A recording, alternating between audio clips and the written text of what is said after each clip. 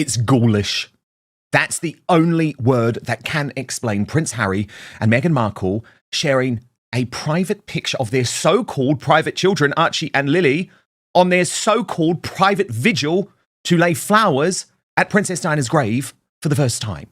No wonder there is now international revulsion over this decision to go public with the most intimate details of their summer family holiday to once again hit back, and as Piers Morgan put it in one word, privacy? Yeah, right. Although I think it was Lee Cohen of Tea with Lee who summed up this succession of pictures, and there you'll see all of these pictures have a particular meaning. All of them are designed to clap back at certain elements of our coverage over the past few weeks. She knows exactly what she's doing here, including the weird cosplaying of Princess Diana and the even weirder decision to try and overshadow Prince George's 13th birthday with new pictures of Archie. So all of that is totally odd, but I think Lee Cohen summed it up best by writing, hands up if you are sick to death of the Sussexes' weird AF pictures of the back of their children's heads. They are a freak show family. And that's how I felt, because you'll remember, given we covered it, that just a couple of weeks ago, Meghan Markle had the front to brief the mainstream media that it was her who was never going to release pictures of the children with King Charles. It was her who's so determined to protect their privacy. And then this dump on Instagram, when finally it's revealed by people within the mainstream media that life within this marriage ain't happy. And let's be honest, no wonder if you wear a cosy in shoes like that, but that's a whole other story. It's the Althorp image, of course, though, which has particularly disgusted royal watchers. That is because we know that Prince William's strongly held and deeply passionate view is that this site must remain sacred. Hans posted, just when you think Meghan can't be any more despicable, she goes ahead and proves us wrong. Who shares pics of a private moment that looks like they're visiting Diana's gravesite? There's Harry and Archie carrying flowers. Have some respect and keep it private. Disgusting, no shame. The Mail then went on to report that they did believe this to be Althorp, with their diary editor Richard Eden writing, it is understood to have been taken as they made their way to lay flowers at the grave of Princess Diana.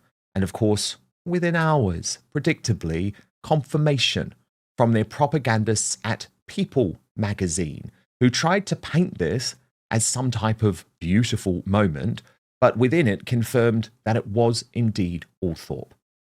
The photo, and just to clarify, in case you don't realise, Harry and Meghan briefed directly to People magazine, so this has come from their team. And People reports one image shows Harry, Archie and Lily from behind as they walk down a grassy path lined with trees and hedges.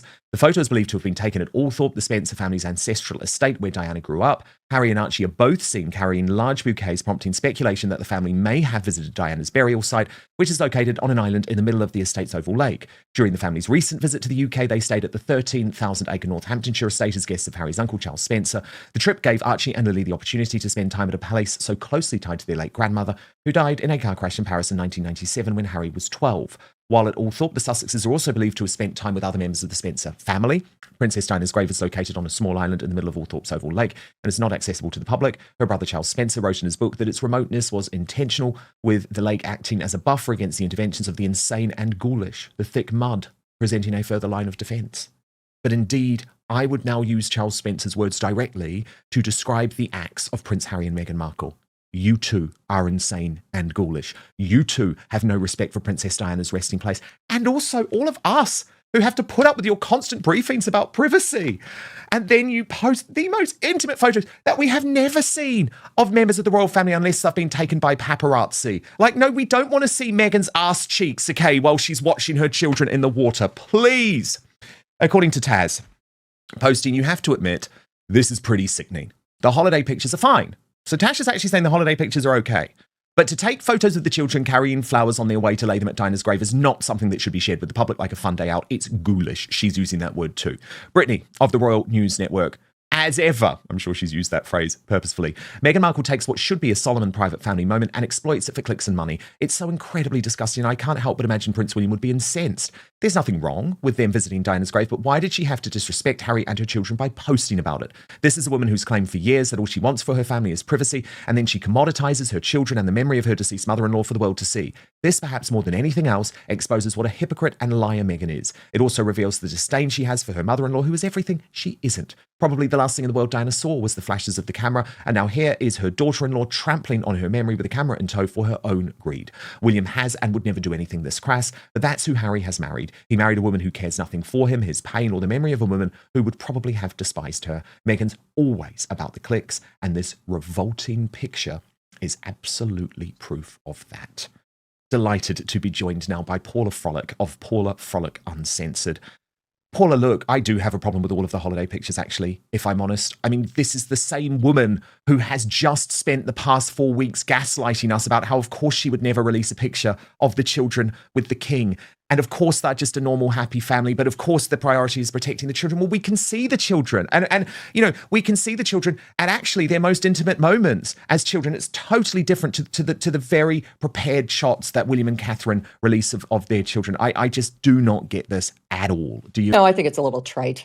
And I think it's manipulative. And it's also, the thing is, and I've written about this before, Meghan's brand, as ever, is really Meghan. So you can't really separate between her personal Instagram and as ever Instagram. They also have the Sussex Instagram. And I think this is really about Meghan trying to shore up her own image as just a sweet mom with her kids and her husband on a European family vacation. But it is, you're right, it is kind of creepy. She's got the Princess Diana bathing suit. She's not, it's odd. It's just odd. It's also truly elitist. We already know that Meghan doesn't really like to hang out with anyone who's worth under 10 million, really. But clearly they flew in a private plane. Their dog is there.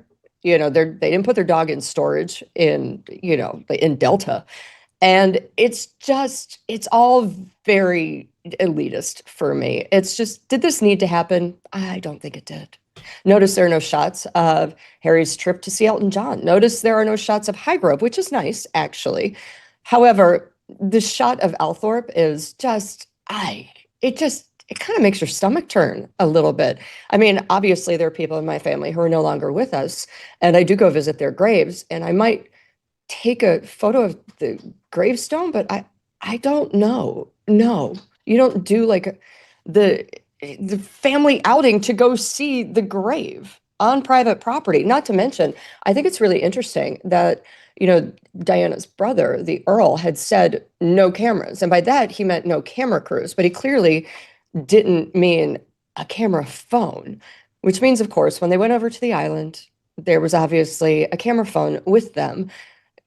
Is there photos? Are there videos? We've all heard talk of the Diana documentary that Harry is thinking of doing next year for the 30th anniversary of her death, which is also incredibly ghoulish.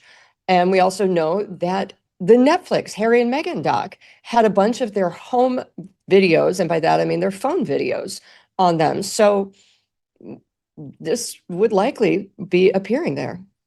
Yeah, I mean, I've said for some time, Paula, that I think the pictures that they need to secure for the documentary next year do not actually have to be filmed by a camera crew. Because, of course, one of the main reasons why Netflix was so happy with the Harry and Meghan documentary, which, remember, was a hit. It's the only show that has been a hit as part of their Netflix package, was because Harry and Meghan had to, and it was for the big paycheck, not 100 mil, but still a very big paycheck, had to guarantee that they were going to open up their personal photo album. And we saw a lot as a result. Remember, there were the videos on the Freedom flight, and there were the videos even on the night of the engagement. All of them are included in the documentary. So my contention is that all of these photos and videos for the documentary will have been taken personally by Harry and Meghan, which they believe gives them some type of out in terms of, oh no, well, we weren't really commercializing the visit. These were our own personal memories, and we've just decided to share them. But actually, that's not what's happened, Paula, because the only reason that they made this visit was in order to secure those pictures. Because remember, they didn't want to make this visit because it goes against, and we'll come to this later, but it goes against what they've wanted to achieve in terms of the security. Oh, but quickly, Paul, can I just ask you about that picture we just saw? Because actually, a lot of people believe, and you seem to suggested it, that this was her purposefully cosplaying Princess Diana. So Stephanie Sidley, for example, writing, Meghan Markle is wearing the same cut swimsuit Princess Diana was famous for. The Royal Grift describing it as absolutely mental, and Meghan's mole saying that it's psycho stalker behavior. Again, Paul, if this were a one-off, you'd probably give the person benefit of the doubt, right? But given this is now like such a trend, I do believe it's purposeful. Do you? Of course. Of course it is. We could go through the last, what, 8, 10 years of all the outfits she's copied of Diana's. And, it's actually quite, what's the word? Oedipal and weird. It's almost as if she's trying to remind Harry, I'm mummy. And remember, you I'm married mummy and the woman. I'm still in her perfume. Yes, exactly. I'm the woman that your mother sent you to marry. I'm embodying her God. spirit. It's all It's so just wrong. kind of ooky. But the other thing about the Althorp's visit, Dan, is that they're not particularly close with Diana's brother. He did get married in the States and they were not there, nor do I believe they were invited. Look, it's a relationship So, of convenience for both sides, though, because absolutely. Charles Spencer is certainly not close with Prince William. And so it's No. also an opportunity to get one over Prince William. It suits Harry. So, look, I don't want to go into it today, but, Charles Spencer, not a good guy. Do you know what I mean? So like, No. it Just ask any suits of the them. women in his life besides his current wife. Yeah. Exactly. So it sort of suits them both to have this friendship, I guess, or relationship of convenience. The other picture that people have picked up on, Paula specifically, is the Archie pictures. So let me explain why. So Hans posted, like clockwork, the holiday pictures emerge. We need to share the summer holiday pics of the kids whom they constantly talk about protecting with kids' privacy concerns and claims. Yet we are sharing an unlimited number of pictures with them. And Opinionated Russian adding, so the Prince and Princess of Wales drop a grown-up picture of Prince George to celebrate his 13th birthday milestone, and now all of a sudden Archie has grown 4 inches. And specifically Summer Bell adding, Prince George was seen sitting in a plane, so of course Meghan just had to make sure Archie was seen doing the same. She is a crazy stalker. Again, Paula, it could be a coincidence, but it's a pretty odd coincidence, I guess I would say. Well, the only thing that I just raise my eyebrow at is the timing. I mean, to be fair, children of that age do grow quickly and they grow in spurts. Also, to be fair, what child does not want to sit in a cockpit? I actually am not a child and would like to sit in a cockpit, but I do think the timing is just odd. It was dropped on a Thursday. Prince George's birthday was on Wednesday. On Thursday, people were still talking about the photos and still talking about Prince George's future when Meghan decides that's the appropriate day to drop photos of her children. So it is a little odd. It's a little just thirsty, back to me. I need the attention. Come on. It's just, I feel kind of sad for them. I feel sad for them all. They're all a little bit desperate. Well, I feel sad for the children, Paula, because I think, like Lee Cohen, he's not a particularly rude guy, right? He can be very restrained, actually. He's a very respectable guy. But this is a freak show now. Like, the only thing I can compare it to is Michael Jackson with his children in the last days of Michael Jackson's time on Earth. Now, I don't want to get into the Michael Jackson debate, but you've got to admit it was a freak show. The kids walking around in masks and veils and a blanket and over blankets their head. Yes. and you've got to admit that was a freak show, and this is the closest that we've got to it, and it's not helping these kids. I would actually argue, Paula, and again, Sussex squad members won't like this, you're putting more of a bounty on the head of these children by creating this sort of freakish desire for them to be seen. It's not helping them. No, it's not. And the other thing is there are plenty of celebrities. Look at Eva Longoria. Look at Eva Mendes. I'm just going to name all the Evas today. You don't know what their children look like because their career is about them. They don't feel the need to post their photos. And if they do, they give it out to private friends. But their public-facing Instagram is absolutely child-free.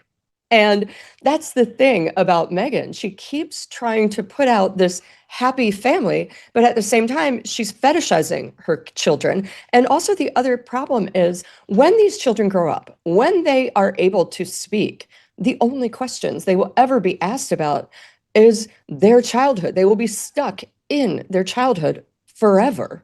Also, I think they might be a little mad that they never got to meet any member of their family with the exception of Grandma Doria. Yeah, of course they will be. Now, and please. Minimal visits with King Charles and the evil stepmother, Queen Camilla. Which dangerous woman. I just have to tell you, the delight in me knowing that even in private, the royals have to bow to each other or curtsy to each other, as opposed to rank. So how was that, Harry and Meghan? Did you curtsy? Did the children? Did you teach them? Did you do the deep weird one, or did you just do a bob? Yeah, totally. Oh, I would have loved to have seen that. Then, Paula, we get this new latest blow for Prince Harry in his security battle with Tom Sykes of the Royalist reporting Prince Harry has never been reassessed for security. Former working royals' chances of getting security seem to be vanishing out of view as Britain grapples with an astonishing wave of political violence.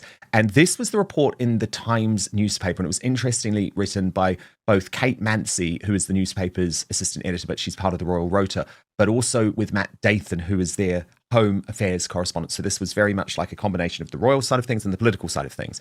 And they reported the Duke of Sussex has been forced to wait for a decision about his security arrangements in Britain while officials grapple with protecting an unprecedented 9 former prime ministers at once, the Times has learned. It is understood that to cope with demand, officials were ordered to place a temporary pause, understood to have lasted for around 4 months, on risk management board reviews. A source familiar with the process said Harry's case is not all about Harry. It's about a much wider situation within the police, about the number of former premiers they are now protecting and fewer armed officers available. And as the Royal News Network put it, makes sense. The UK has bigger fish to fry than protect Harry, the guy who's made a career out of filing lawsuits and making speeches for money.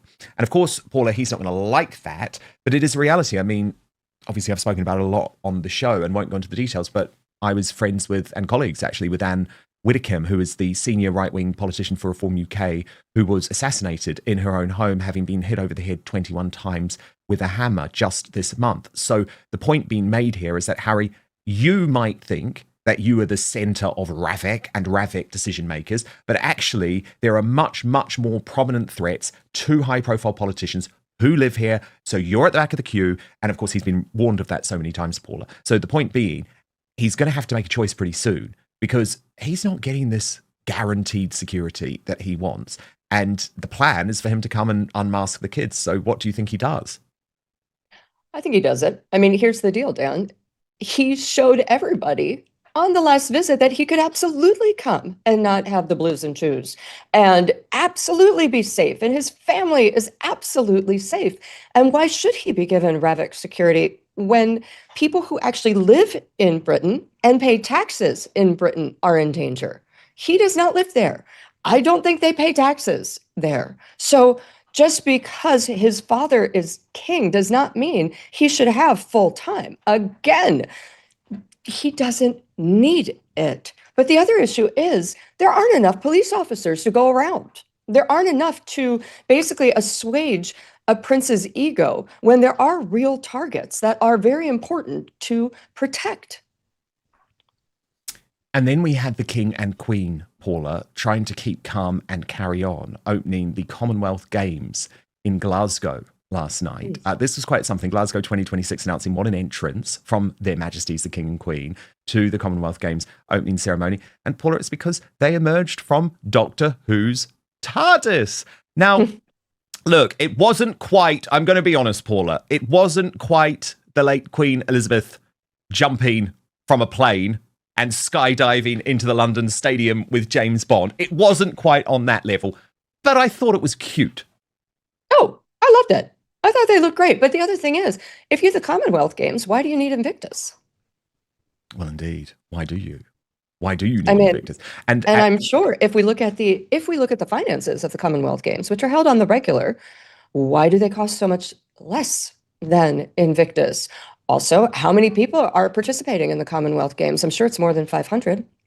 Well, indeed. And Paula, I know you've been looking closely at the Invictus Games. According to Taz, posting after it was announced that the next games are going to be in Korea, right? South Korea? Have I got that right? Yes. She posted Nigeria is going to be pissed. They were completely used. So those two could look important. It's obvious they wanted to host the games, hence why they put on such an incredible military-based welcome for them. And do you really believe that this decision to host the games in South Korea was totally above board? And also, like, are they really tempting fate, Paula? Because, you know, is there really going to be enough money to host these games? Or do you think they have a guaranteed funding support package from the South Koreans in order to do it? I think they'll have a guaranteed funding support. So, you know, this is the first time an Asian country has participated. In Asian culture, royalty is very important. It doesn't matter if you're working or not. They don't care. You know, South Korea just hosted Princess Anne, who, by the way, is no fan of Harry or Meghan's. And right after she left, South Korea announced that they would host the Invictus Games. Now, of course, they're going to pay for everything. I don't think Harry's going to have to glad hand for the money like he is having to do for Birmingham. The rules are different in Asia. The transparency is different in Asia.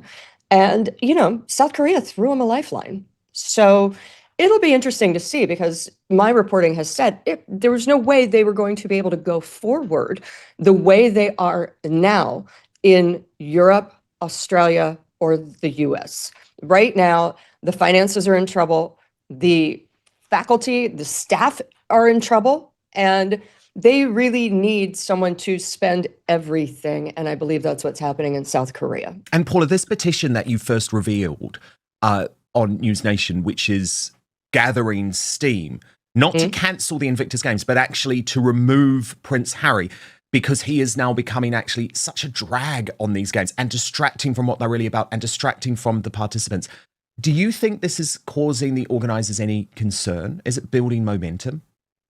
I think it's building momentum in the public, but no, I don't think it will make a difference at all. As we've seen, Harry has kind of stocked the board with extreme loyalists, if you will. So he's got an iron grip, unlike he did on Santa Bali.